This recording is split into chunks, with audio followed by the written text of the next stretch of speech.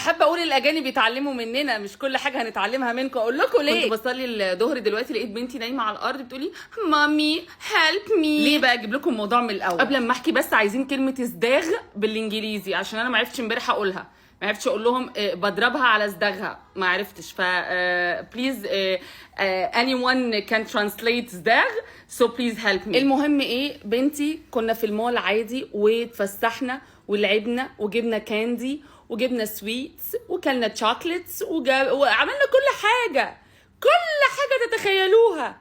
ومن اول اليوم في البحر بنلعب وبنتشقلب وبنتشقلط و everything is alright. ايه اللي حصل؟ رمت نفسها في الارض بعد يوم طويل واحنا خلاص بقى اخر اليوم طاقتي خلصت. رمت نفسها في الارض في المول وفضلت ايه تهبد بايديها وبرجليها على الارض نايمه. تمام. علشان خاطر انا قلت لها على اخر مره في الشوكليت لا. فالاجانب ثانيه الا ثانيه لقيتهم ملمومين حوالين بنتي وانا واقفه جنب بنتي. وقفه عظيمه جدا، وقفه اللي هو ايه مش بنتي يا جماعه.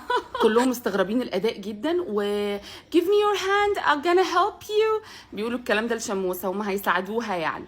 وواحده بقى تانية تقول لها ايه help me، بتهزر معاها يعني help me. فعشان شموسه تقول لها help me فتمد لها ايديها فتقوم. وجا السكيورتي يا اختي منك ليها بعربيه الجولف اللي بتتمشى في المول وقال لها ايه I'm gonna help you to sit down get up from the floor.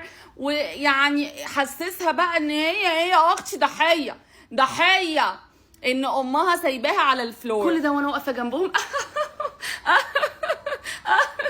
بنفس الاداء. وجا ولد صغير قعد يهزر معاها قال لها give me your hand I'm gonna help you I'm helping you. وايه قال لها ايه it's a dirty floor دي كانت بنتي بتلحس الارض بتلحسها حرفيا. كل ده وانا واقفه مناعه يا جماعه مناعه. اتعاملت حرفيا ان مفيش حاجه حصلت اصلا عشان كلكم تتلموا على البنت بالطريقه دي. كان نفسي بقى اقول لهم احنا في مصر بنسيب العيل يخبط دماغه في الحيط يا اما بنديله على صداغه نضربه على صداغه. انا لحد دلوقتي ما اعرفش ايه صداغ، ولكن احنا عادي، احنا كمصريين بنسيب العيل اصل كل ما هيبقى يشطم في حاجه يرمي نفسه في الارض لا يا بنتي خلاص هنعمل لك اللي انت عايزه.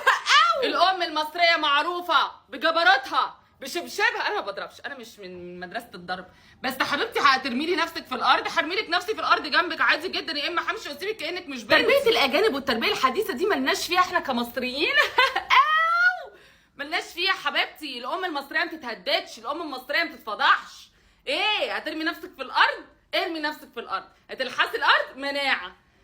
مش هعمل لك اللي انت عايزاه برضو. ده التربيه الحديثه بقى، مش ان انا اجي اب يا حبيبتي فروم ذا فلور انت اديتي فلور ابدا مفيش الكلام ده امي. وعايزه اقول لكم بعد كل اللي هم عملوه محاولاتهم ان هم يقنعوها تقوم من على الارض ما قامتش.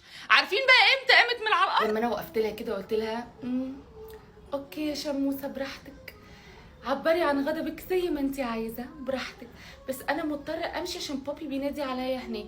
هروح لبابي عشان لما بابي ينادي علينا لازم نقول له حاضر ونروح. ومشيت في طريقي الى بابي. جت هي بقى ورايا مامي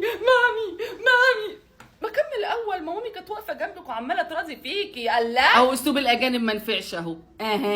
قعدت كلكم بدي محاولات في المراضيه وفي الاخر ما قامتش غير لما مشيت وسبتها. سهله. العيل كل ما هيشفط في حاجه يرمي نفسه في الارض يهددك فانت تنخي وتعملي اللي هو عايزه. هيتربوا امتى يا اختي منك ليها؟ ايه